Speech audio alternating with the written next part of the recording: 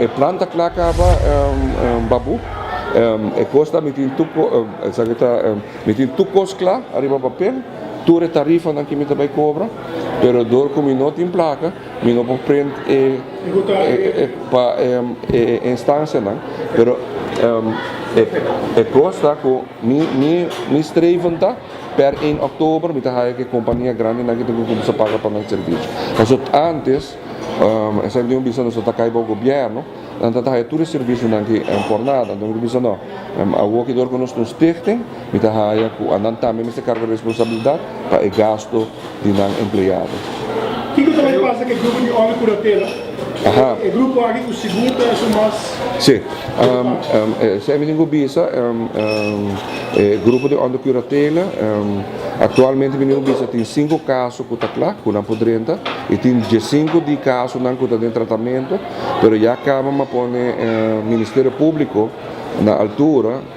desde 1 agosto me nota internar cliente na aqui mais passou é também peligro para mim empregado não passou também no mesmo centro no mesmo centro aí onde curatela não vai internar 2 de meu empregado na abordo agredir e o motivo tá quando não tá trabalhando não só e nanti tempo que não vai agredir tá tem candidato de 25 clientes internar. Então pergunta, se em caso o Ministério Público diz que quer em Kia, pero o personal que vai em Kia se do não certo guia não toca cada caminho, tratamento dentro de um mês, se assim leu? Agora me pergunta na qual personal, posso me não tem personal? Não tem personal tampouco. Não. Que a parte como ela 25 a dicta de Bacaia, qual é o personal também que se trabalha? Costa de medida não. Per 1 agosto de estresse by cas fora de estresse tem jesum com um contrato caducar com não acordo verleng então sei que men com tem 24 personal